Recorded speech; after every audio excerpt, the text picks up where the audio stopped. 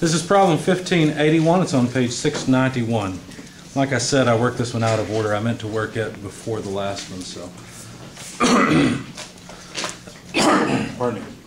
A roll of paper is at rest on a horizontal surface. A force P applied to the paper produces the following accelerations. The acceleration of point A, which is in the center, is 300 millimeters per second squared, and the acceleration of point D, which is out where force P is applied, is 780 millimeters per second squared, both to the right. We're supposed to determine the angular acceleration of the roll and the acceleration of point B. Point B is at the top of the roll. So let me sketch this from the side. There's a picture there, but for our analysis, we'd like to see it in the analysis plane. So here's X, here's Y. Make that clear that it's Y. Point A is in the center. Point D is out here. Force P is there.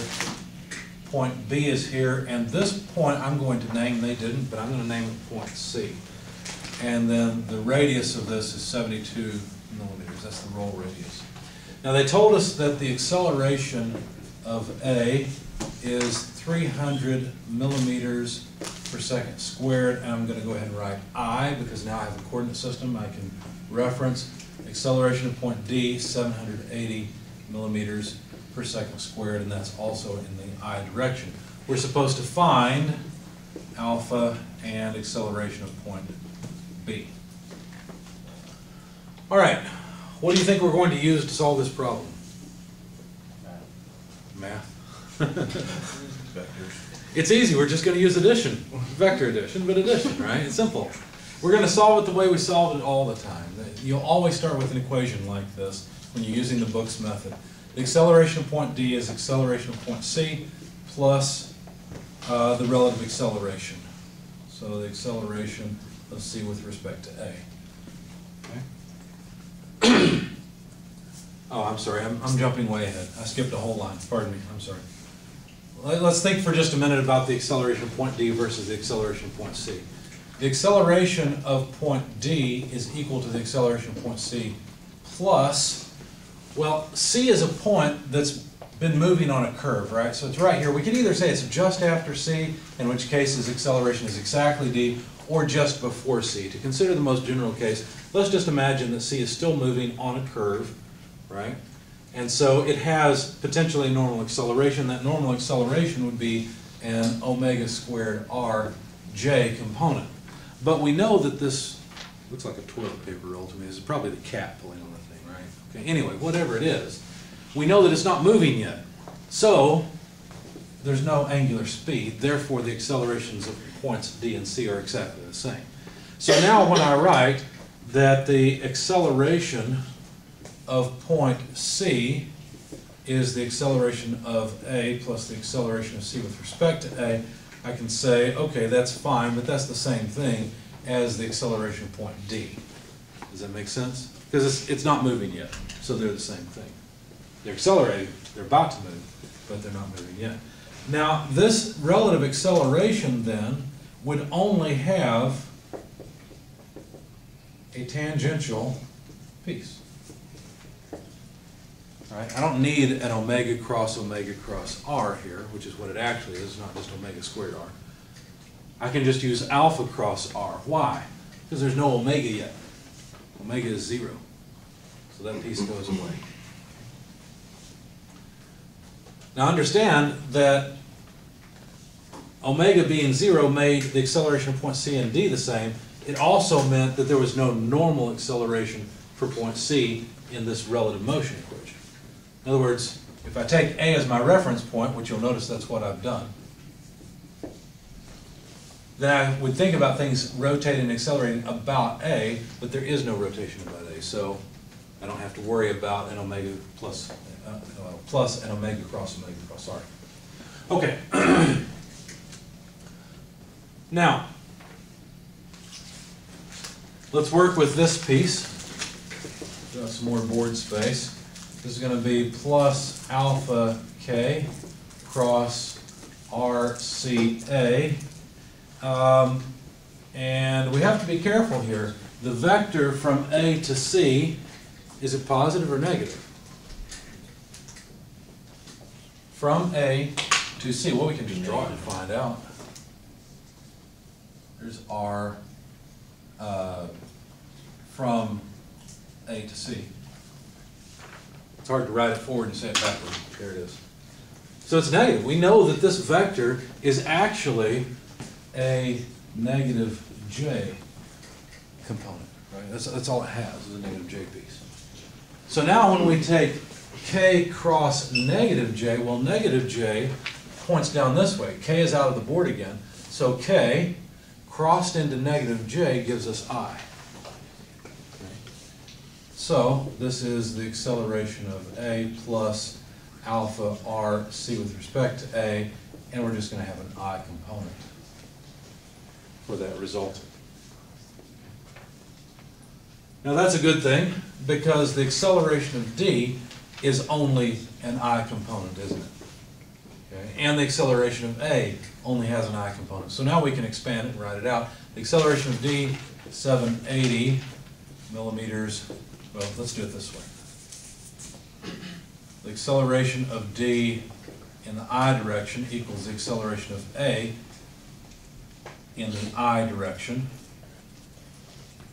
plus alpha r c with respect to A I direction. I's all cancel nicely, right? And we can rearrange this, say acceleration of d minus acceleration of A divided by rc with respect to A equals alpha. Do I need to plug in a negative distance here?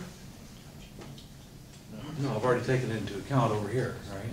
So it's just a positive distance now. So acceleration of d, 780, minus acceleration of A, 300. Both of those have units of millimeters per second squared, so I'll just pull it out. The distance between the two is just the radius, 72 millimeters. Millimeters go away, we'll get radians instead. Plug this into your calculator, this comes out to a nice round 15 radians per second squared. Now, is this clockwise or counterclockwise? Remember in statics how when you didn't know the direction of a force you assumed positive? Okay? That's what I've done inherently here. Right here, when I wrote alpha k, I assumed that the angular acceleration was in the positive direction, which is the counterclockwise direction. If it had come out to be a negative number, I would know it's not accelerating this way, it's accelerating this way. Does that make sense? But it came out positive, and so I can write counterclockwise to make it very clear that that's the way that alpha is going. Okay. So we found this, we solved this. It's 15 radians per second squared, and it is counterclockwise, but of course the fact that it's positive indicates that. Counterclockwise rotations are considered positive most of the time. Well, anytime you have a right-handed coordinate system set up like this. Okay? Now we're supposed to find the acceleration of point B. How should we do that? You know, one of the complaints I get from students in most of my classes is, I don't know what equation to start with. Chapter 15 is easy. We always start with the same equation. The relative equation, right? The relative motion equation. So chapter 15 is not hard, it's easy. You always get to start here. Acceleration equals acceleration of some other point plus a relative acceleration between the two, okay? Or velocity, whatever. Can I get just a moment to copy that down? Because you kind of stand right here. Oh, I'm sorry. Sure. Yeah. So we always start with a setup like this. Now you have to be careful and choose a reference point wisely. Should I choose point C as my reference? I could. Bless you. I could choose point A as a reference. I could choose any point I want. Would it make sense to have a point over here called E and choose it as my reference? No, it doesn't. You know why? Because the acceleration of that point's unknown. Now you've got an equation with more unknowns than you can solve. So always make your reference point a point where you know the acceleration, if you have an acceleration equation, or if it's a velocity equation, okay? Because you can write a velocity equation like this, a velocity of point C, bless you, equals a velocity of point 1 plus a relative velocity.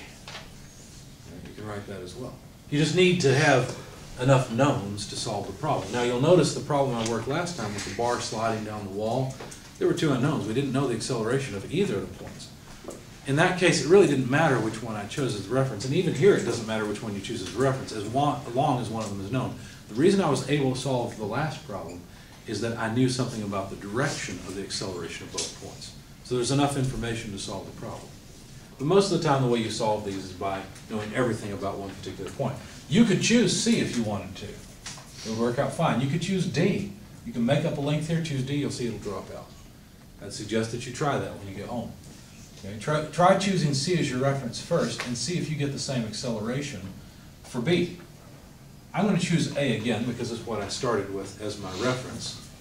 Okay? And I want to be consistent with that. So when I write my equation, I'll write it like this.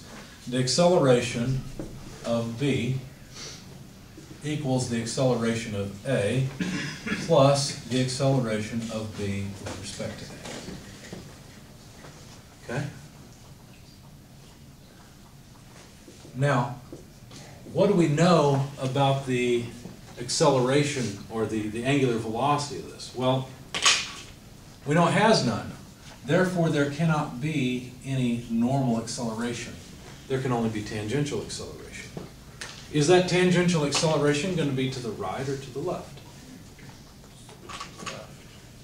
Let's find out. We don't really know yet. Right? Let's find out. But the point is that the relative acceleration, if A is my reference, and I do know that the angular acceleration is this way, right? I know that. So I know that there's only a tangential piece, and that's an alpha r piece. Okay. So let's see. Let's go ahead and be careful. Let me write out the whole thing like I did here.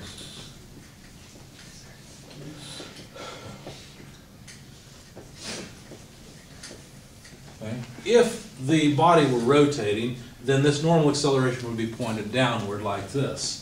But, in fact, the angular acceleration is 0, so that piece goes away. So now let's expand it a bit. The acceleration of A plus alpha k cross r BA, which is in the, let's see, positive j direction. Okay. K cross j is? Is it I? Use your right hand. K cross j is negative I. Acceleration of A plus alpha r B A negative I. Okay? So be careful about that. So in other words, we're going to have a contribution to the acceleration of A, or of B, from A, but we'll also have a contribution from the fact that it's angularly accelerating. Okay, these are not just points anymore, these are bodies of size. And that size is what makes the angular acceleration add to the linear acceleration of the point. Okay. Now, this is pretty straightforward. The acceleration of A was, I believe, given, 300 millimeters per second to the right. And this minus sign I'm about to write next, let's see, wait a second, let me be more careful here. This is in the I direction. Okay. The angular acceleration is positive, but I'm going to go ahead and pull out the negative sign from I over here. Okay. So 15 radians per second squared. This piece is positive. I'm just plugging in positive 15 radians per second squared. Like I said, this negative comes from the I. RBA now is just a distance of 72 millimeters, and in the I direction. So the acceleration of B has only an I component. Depending on which one of these is bigger will determine whether it's to the right or to the left. In fact, when I plugged this into my calculator, I found that it was negative. It was negative 780 millimeters per second squared in the I direction. So there's the answer we were looking for the acceleration of B. Negative 780 millimeters per second squared in the I direction. So B is not accelerating this way, B is accelerating to the left. It's interesting that A is accelerating to the right, and so is D and C, but B is accelerating to the left. Now, notice this is actually very much like the first problem we worked. Remember we had a beam where we had 2 points of known acceleration. We calculated an unknown point of acceleration over here. Did it end up being negative? I don't remember. I think it did. Yeah, it ended up being about -1. We basically have the same thing. This is beam on its side, right? We know the acceleration here, 300. We know the acceleration here, which was 780. And now we've calculated the acceleration here is negative 780. Okay. Questions, comments? So this was actually very much like the first problem. All right.